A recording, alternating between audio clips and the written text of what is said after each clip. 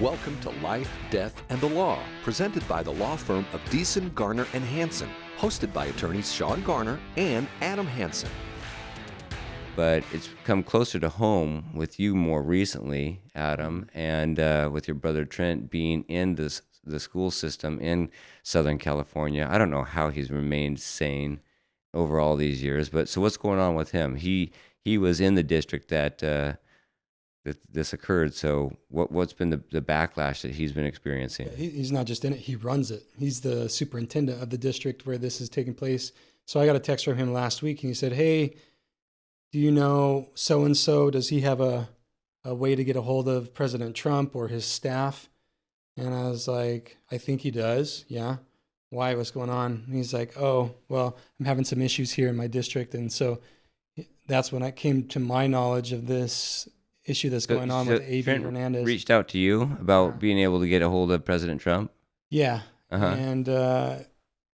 And so he's like, "I'm going to be meeting with Newsom's team tomorrow." This was last week, and his staff. And so we'll try and, he's like, "I just want to work this out."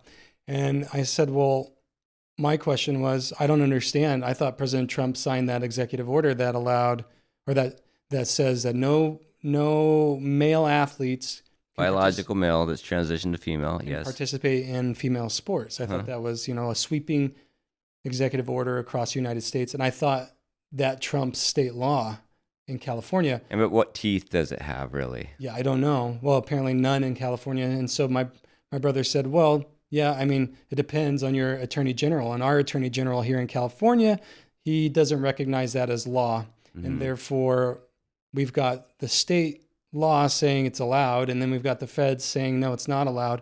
And Trump tweeting the tweet that you just kind of alluded to, which was kind of this firestorm, and that brought everything up. But he said, "I'm going to withhold federal funding." And it wasn't really clear from the tweet, like, what federal funding is he talking about? And in talking to my brother, he said, "Well, I'm stuck in the middle. I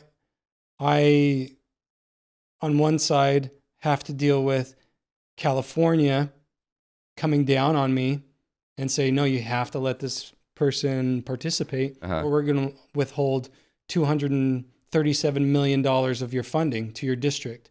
And then you have the feds saying, "Hey, we're going to withhold federal funding to the tune of $17 million. Mm-hmm. And so if it's a numbers game, it's pretty easy. I'm going to side with California in that sense. But it's not just a numbers game. It really goes to the core of... Because he got some pretty scathing emails and texts that says, "Hey, all the time, why are you letting our female athletes be trampled over by these transgender athletes? And I understand there is a policy, and California's policy is to allow that to happen, but you are the superintendent, decision maker. Yeah, you get to say no. You get to decide that. You don't get to play. And maybe you lose your job, maybe you lose your funding, but somebody's got to stand up to this at some point."